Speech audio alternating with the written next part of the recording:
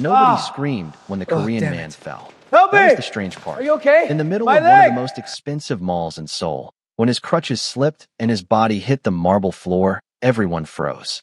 Not in shock, in fear. His wife stood 2 steps away. She didn't rush forward. She didn't kneel. She didn't even call his name. She only whispered to someone behind her, "Please, don't let anyone film this." Before the bodyguards could move, a woman broke through the crowd. A black woman. She knelt beside him without hesitation. Her voice was calm. Her hands were steady. "Don't try to stand yet. Breathe first."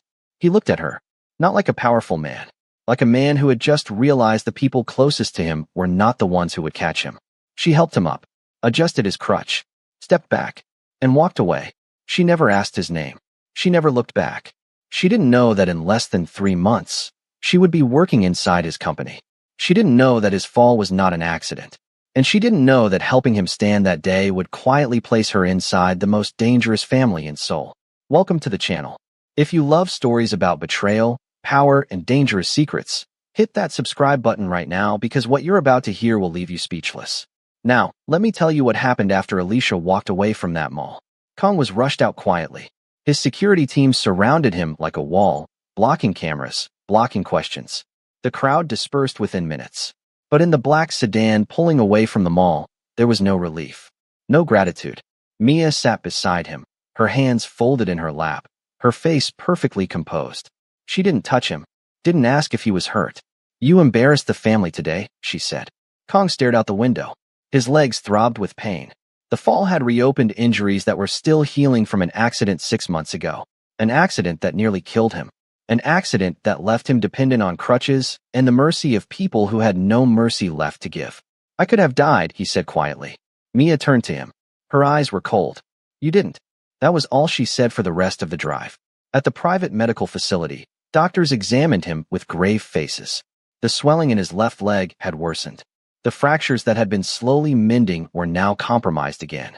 One doctor pulled Mia aside and spoke in hushed tones, but Kong heard every word. "If this continues, he may never walk again." Mia nodded. She thanked the doctor.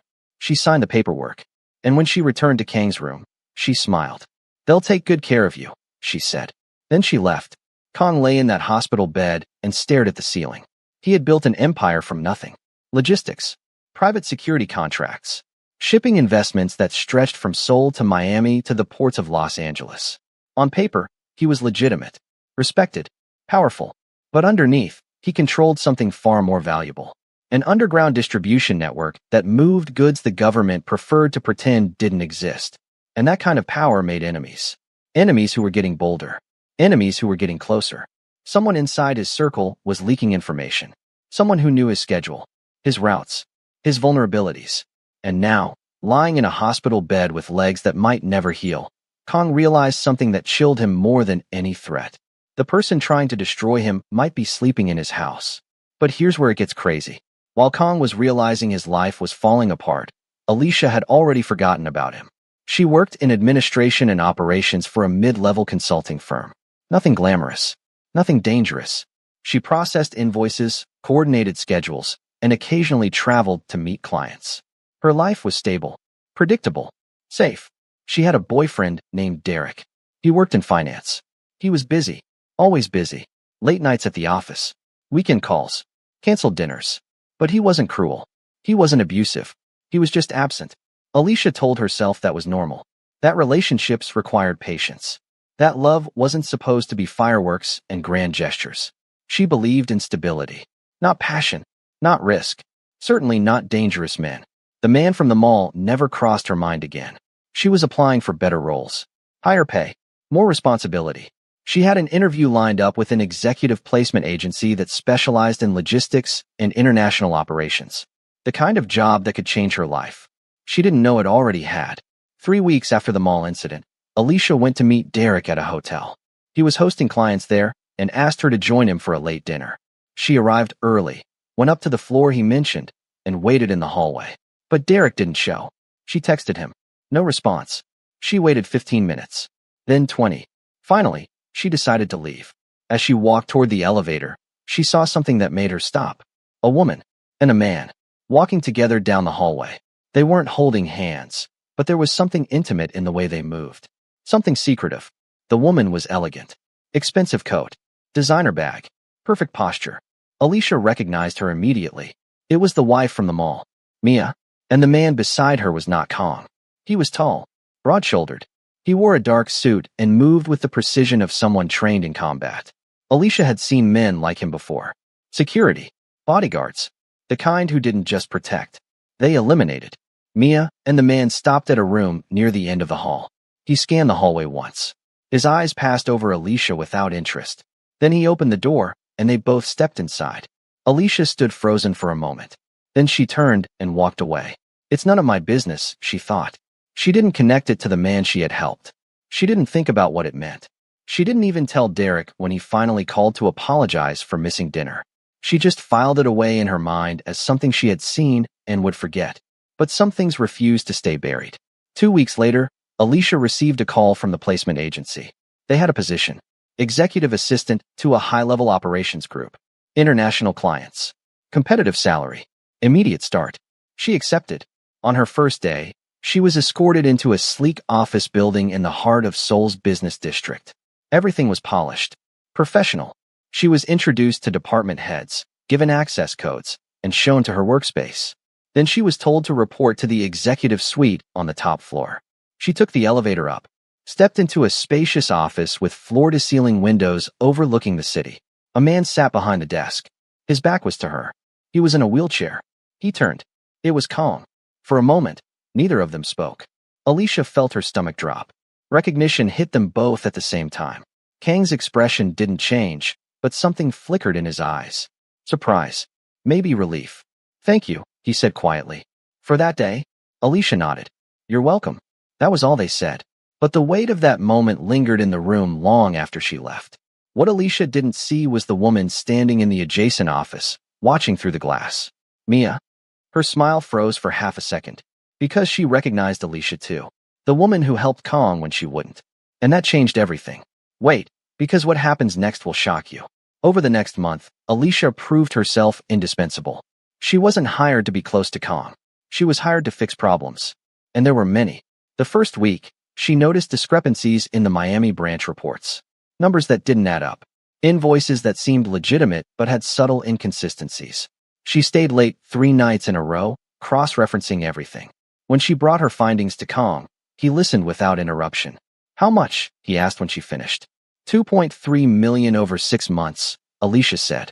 Possibly more if this goes back further. Kang's jaw tightened. Who? She handed him a list of names. 3 people. All trusted employees who had been with the company for years. Are you certain? He asked. Yes. He made calls. Within 48 hours, all 3 were gone. The money was traced. Some recovered. Some lost forever. But Alicia didn't stop there. She discovered supplier leaks that had been bleeding money for months. Shipments that were delayed because of poor coordination between Seoul and the distribution hubs in Los Angeles. Communication breakdowns that cost the company hundreds of thousands in penalties and lost contracts. She didn't ask permission. She just fixed it. She reorganized routes, renegotiated contracts, identified the people who were either incompetent or corrupt. She worked 16-hour days, missed meals, forgot to sleep. Derek complained, said she was obsessed, said she cared more about work than their relationship. He wasn't entirely wrong. Within weeks, she had saved the company millions. Kong noticed. More than that, he was impressed. He started asking for her directly, not through assistants, not through department heads. He wanted her input, her judgment. It was professional, strictly professional. But something was shifting. One evening, long after everyone else had gone home, Alicia was still in the office reviewing logistics reports. The building was quiet, almost peaceful. She liked these hours, when she could think without interruption. Kong rolled his wheelchair into the room. You should go home, he said. So should you, she replied without looking up. He smiled faintly. I built this company so no one could control me again. Alicia glanced at him. There was something raw in his voice, something unguarded. She set down her pen and gave him her full attention. What do you mean? She asked. Kong hesitated. He wasn't someone who shared personal things, who showed vulnerability. But something about Alicia made him want to. Made him feel like maybe, for the first time in years, he could trust someone. My family used me, he began. When I was younger, I was a pawn. They made decisions about my life, my future, my worth. I was handed to people who saw me as a tool. So I built this. I built something they couldn't touch. Something they couldn't take. He looked out the window at the city below. I started with nothing. Just connections and ambition. I made deals that other people were too afraid to make. I took risks. I built this empire one decision at a time. And I told myself that if I became powerful enough, no one could ever use me again. He paused. And then someone tried to take it anyway. The accident, Alicia said. Kong nodded. It wasn't an accident. My car was sabotaged. The brakes failed on a mountain road. I should have died. But I survived. Barely. My legs were crushed. They told me I would never walk again. His hands gripped the wheelchair arms. I've spent 6 months in physical therapy. In pain. Learning to accept that this might be permanent. And the whole time, I knew someone in my family did this to me. Someone close. Alicia felt her chest tighten. Who did it? I don't know yet, Kong said. But I will. That conversation stayed with Alicia for days. She had never seen him as anything other than her boss. Powerful. Untouchable. But now she saw something else. A man who had been betrayed so many times, he didn't know who to trust. And somehow, without meaning to, she had become someone he trusted. But not everyone was happy about that. Kang's uncle started showing up at the office more frequently. His younger brother made pointed comments during meetings.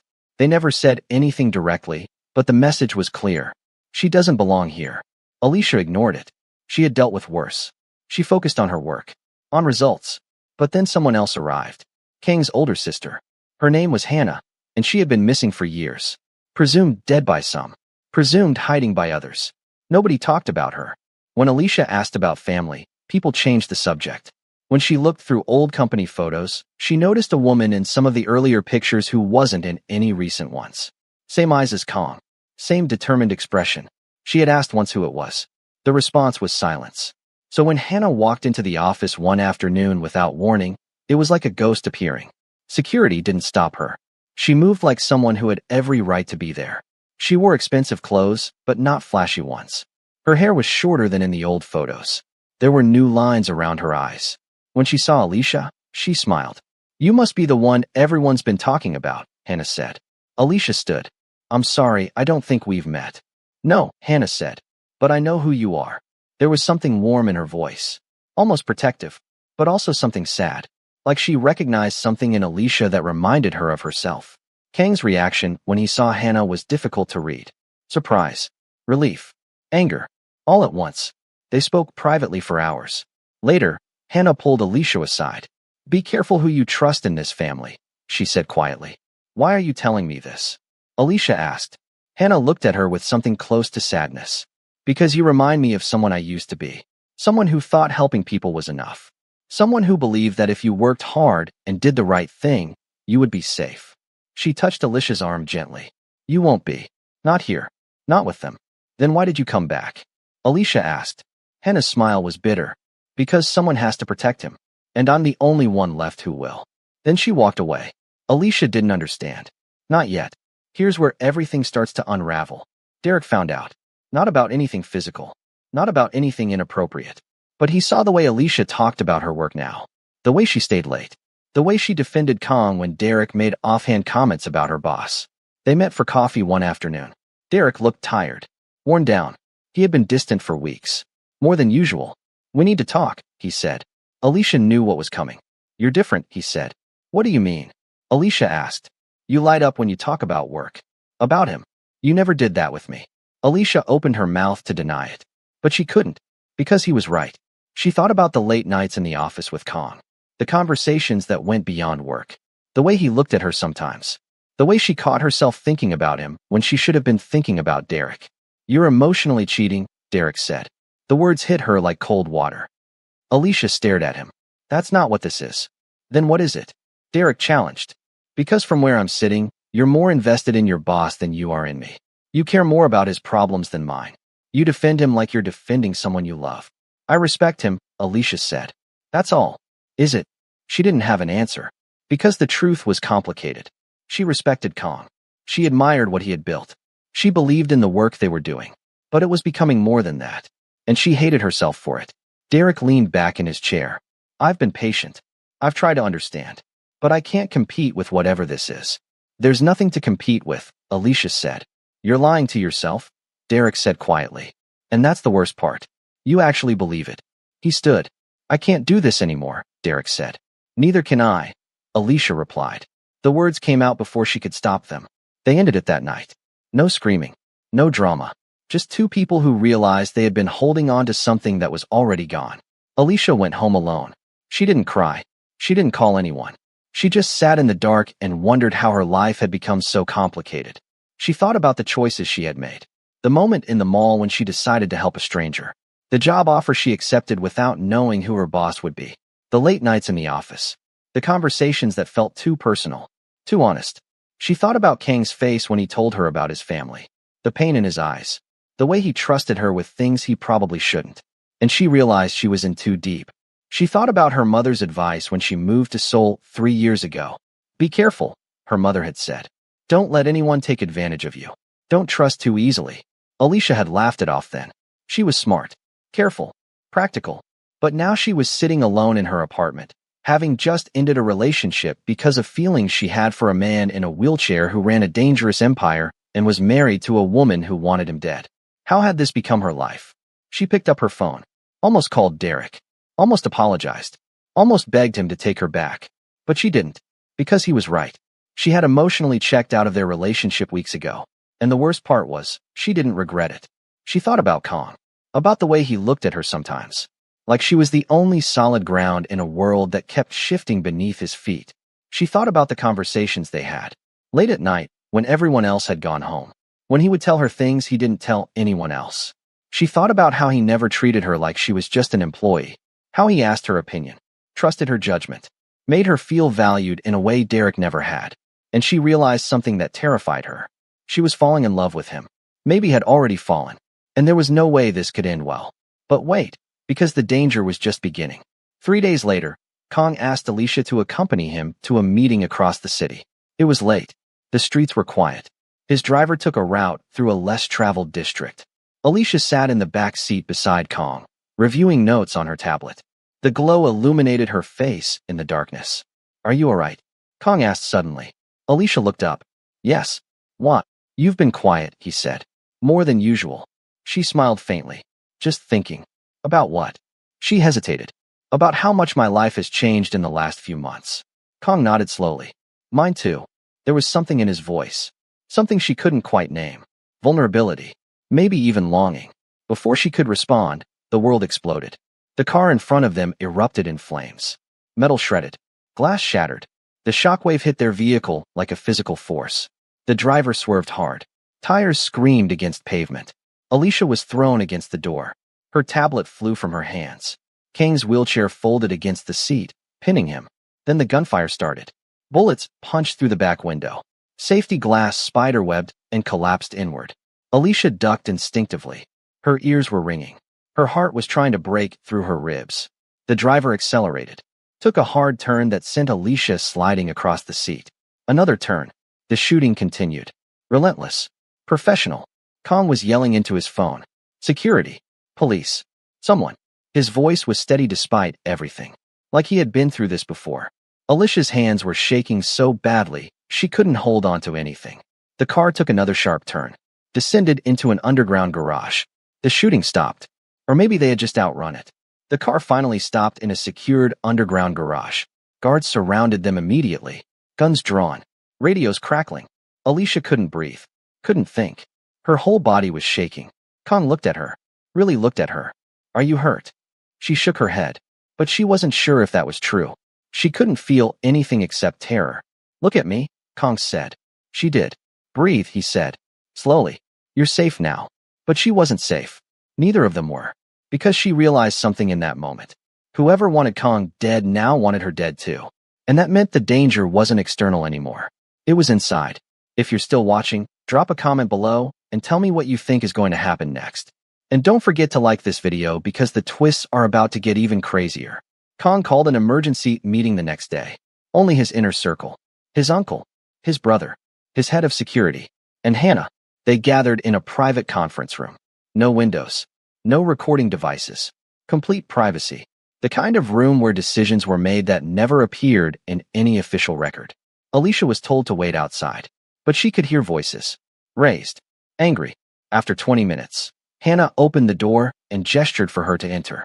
The room went silent when she walked in. Kong sat at the head of the table. His face was carved from stone. Someone leaked my route, Kong said. Only 3 people had that information. His eyes moved around the room, stopping on each face, weighing, judging. One of you is trying to kill me. The room went silent. You could have heard a pin drop. His uncle laughed. It was a sharp, bitter sound. You're being paranoid. Am I? Kong said. His voice was deadly calm. Because this is the second attempt in 6 months. And both times, the attackers knew exactly where I would be. They knew my route, my timing, my security detail. His brother leaned back in his chair, crossed his arms. Maybe you should be more careful about who you bring into your inner circle. His eyes flicked toward Alicia. The accusation was clear. She felt it like a slap across the face. But Hannah spoke up before Alicia could defend herself.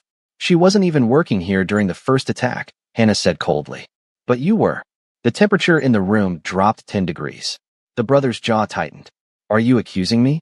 I'm stating facts, Hannah replied. The tension in the room was suffocating. Kang's uncle stood. I don't have to listen to this. Sit down, Kong said. There was steel in his voice. The kind of authority that came from years of commanding men who didn't ask questions. Men who obeyed or disappeared. His uncle sat. Slowly. I want answers, Kong said. And I want them now. But no one spoke. The head of security shifted in his seat. Uncomfortable. Guilty. Kang's brother stared at the table. His uncle's face was unreadable. Kong ended the meeting without answers. But the message was clear. Someone in this room was a traitor. And Kong was going to find out who. But later, in private, Alicia pulled him aside. Her heart was pounding. She had been holding on to this information for weeks. Unsure if it mattered. Unsure if she should say anything. But after the attack, she knew she couldn't stay silent. They were in Kang's private office. Floor-to-ceiling windows overlooking Seoul at night. The city lights stretched out like stars. I need to tell you something, she said. Kong looked at her. Really looked at her. You're shaking. I know. Whatever it is, you can tell me. Alicia took a breath. A few weeks ago, before I started working here, I saw your wife. At a hotel. With a man. Kang's expression didn't change. But something flickered in his eyes. Recognition, maybe. It was your head of security, Alicia continued. They went into a room together. I didn't think anything of it at the time. I didn't even connect it to you. But now, after everything, I thought you should know. She expected shock, anger, denial. Instead, Kong said something that made her blood run cold. I know. Alicia froze. You know? Kong nodded slowly. I've known for months. Then why? Alicia couldn't finish the sentence. Kong turned to look out the window. Because I thought controlling the secret was safer than confronting it. I thought if I let it continue, I could keep him loyal. I could monitor them. I could manage the situation. He paused. I thought I was being strategic. Calculating. Keeping my enemies close. And now? Alicia asked. Now I realize that was the mistake, Kong said. I gave them time. Resources. Access. I let them think I was weak. Blind. And they used that against me. He turned back to her. You were right to tell me, he said. Even though I already knew. Because it means you're the only person in this building who isn't lying to me. Alicia felt sick. You think he's the one trying to kill you. I think he's part of it, Kong said. But he's not working alone. Then who? Before she could finish, Hannah entered the room. We need to talk, Hannah said. Both of you. She closed the door behind her. Locked it. The look on her face made Alicia's stomach turn. This wasn't just information. This was devastation. I have proof, Hannah said. Proof of who arranged the first attack. The one that crushed your legs. Kong went still. Completely still. Who, he asked. Hannah looked at him with something close to grief. Like she was about to destroy the last piece of trust he had left in the world. Mia. The room seemed to tilt. Alicia couldn't breathe. Kang's face was unreadable. But his hands gripped the wheelchair arms so tightly his knuckles turned white. Explain, he said. His voice was barely above a whisper. Hannah pulled out a folder. Inside were bank transfers. Emails. Messages between Mia and a man Alicia didn't recognize. Text conversations that showed meticulous planning. Payments made through shell companies. Correspondence with mechanics who specialized in untraceable sabotage. She hired someone to sabotage your car, Hannah said. She wanted you injured. Dependent. Weak. Not dead. Not yet. Just controllable. Why? Alicia asked. Her voice shook. Hannah looked at her. Because a weak man is easier to control, and a dead man is easier to replace. She needed him injured first, to justify taking over certain decisions, to position herself as the caring wife managing his affairs while he recovered. And then, when the time was right, she could eliminate him completely and inherit everything. Kong said nothing. He just stared at the documents in front of him. Evidence of his wife's betrayal laid out in black and white. She's been planning this for years, Hannah continued. She married you for access, for power. She studied your business, learned your weaknesses, built relationships with people who could help her when the time came. And when you became more of a liability than an asset, she decided to remove you. Why didn't you tell me sooner? Kong asked quietly. Because I had no proof, Hannah said. I suspected. I saw things. Strange conversations. Money moving in ways that didn't make sense. But I had nothing concrete. And when I tried to investigate, when I started asking questions, they came after me. She sat down across from him. Mother helped her. Uncle helped her. They all wanted you controllable, manageable, a figurehead they could manipulate.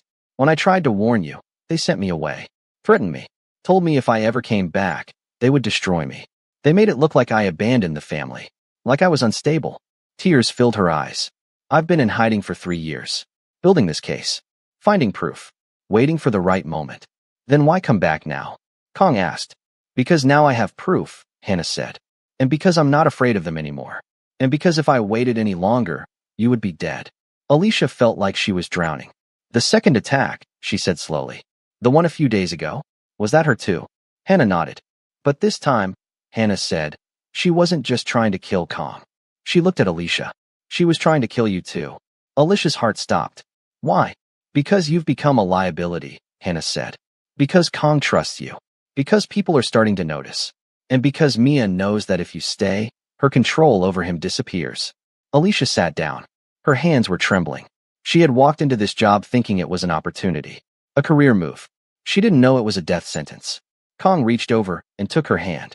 It was the first time he had ever touched her. I won't let anything happen to you, he said. Alicia looked at him. You can't promise that. I can try. But here's the thing that will blow your mind. The danger wasn't over. It was just beginning. Kong made a decision that night. He would leave Seoul, temporarily. There was a private medical facility in the United States, in California, that specialized in complex reconstructive surgery, experimental procedures, stem cell therapy, things that weren't available anywhere else. If he had any chance of walking again, it was there. But it was more than that. In Seoul, he was surrounded by enemies. People who wanted him weak, dead, gone. In the United States, he would have space, distance, time to figure out who he could trust. Hannah agreed to coordinate everything. Security, travel, medical staff. She had contacts in California. People who owed her favors. People who could keep him safe. The plan was to leave quietly. No announcements. No public statements. Just disappear for a few months while he recovered. And while he figured out how to dismantle the conspiracy trying to kill him. Alicia insisted on going with him.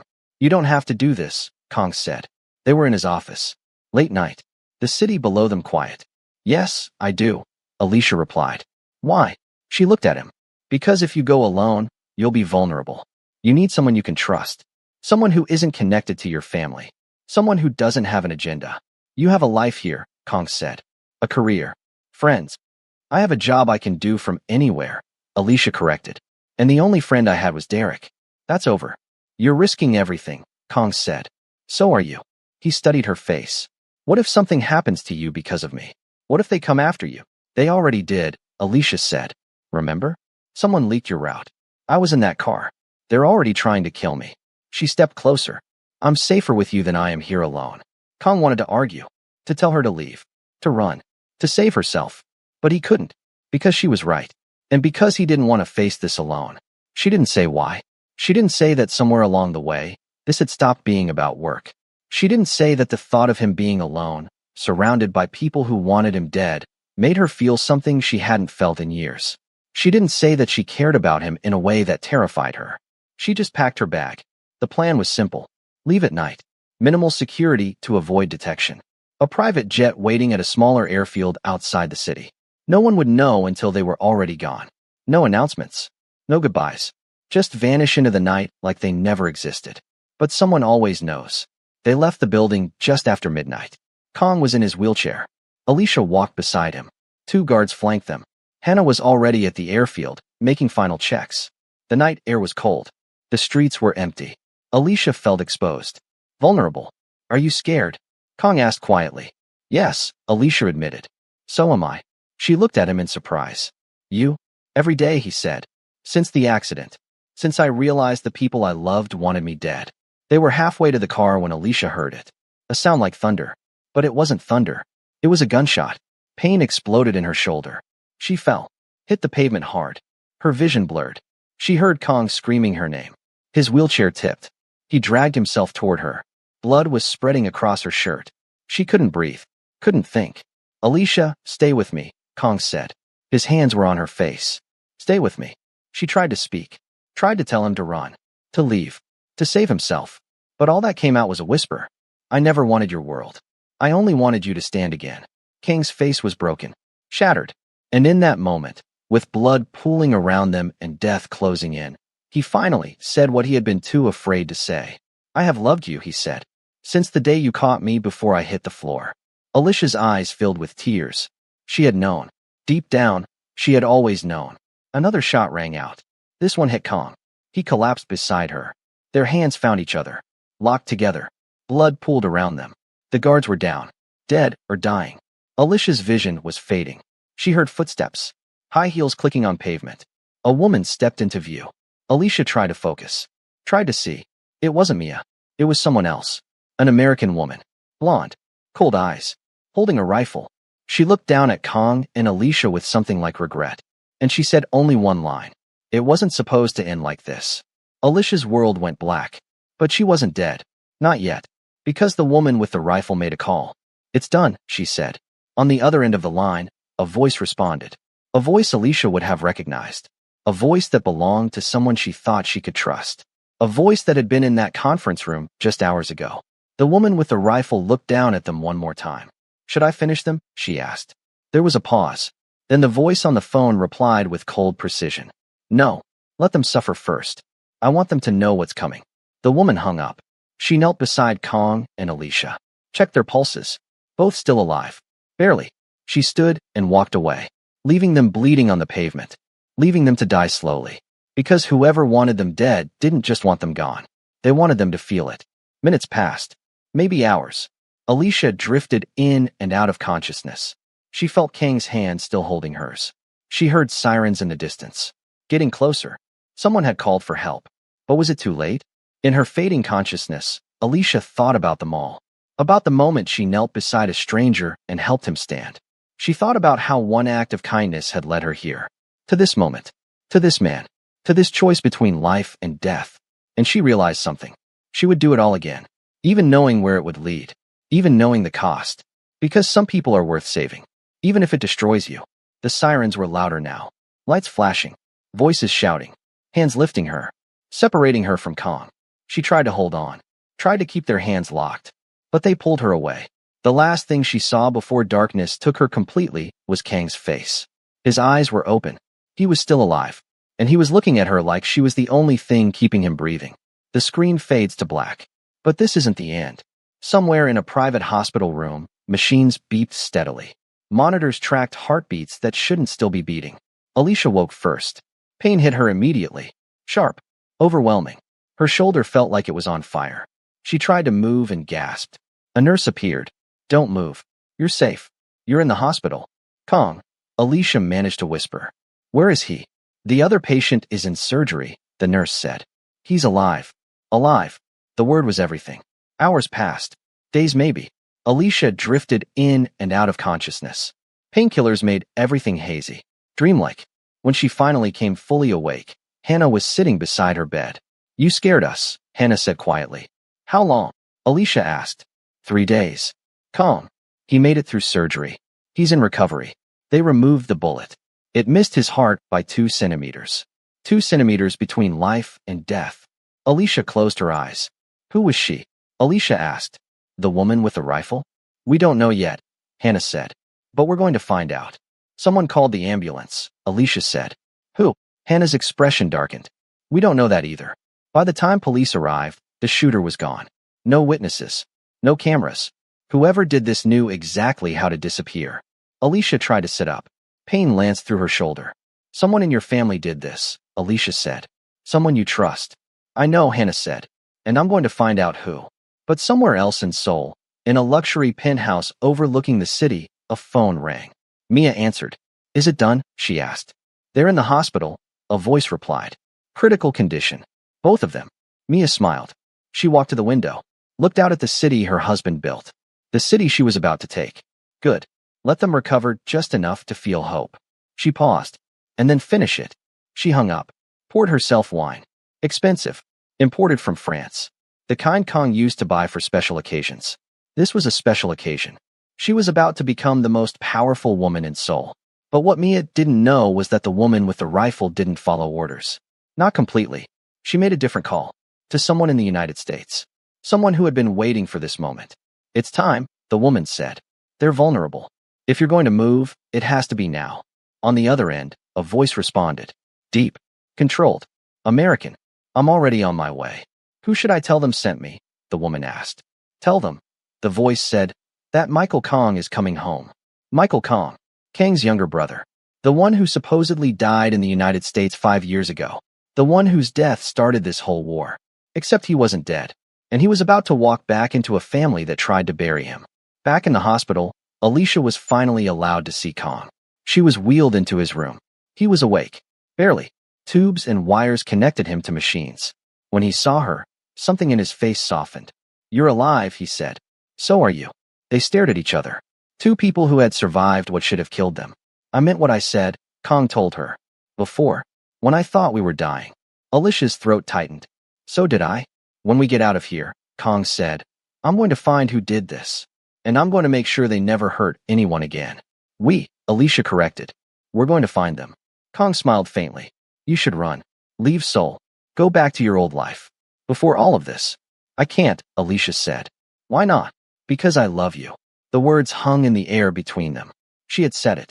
Finally, Kong reached for her hand. She took it. Then we do this together, he said. Together, she agreed. But neither of them knew that the real danger was just beginning. Because Mia wasn't the only one planning their deaths. Because Michael wasn't the only ghost coming back from the dead. And because the woman with the rifle had her own agenda. One that involved both of them staying alive. At least for now. If you want to know what happens next, comment part 2 below and smash that subscribe button, because this story is far from over. Who is the woman with the rifle? Who is she really working for? What does Michael Kong want? Will Kong and Alicia survive long enough to find out? And who else is coming for them? Drop your theories in the comments. Like this video, and I'll see you in the next part.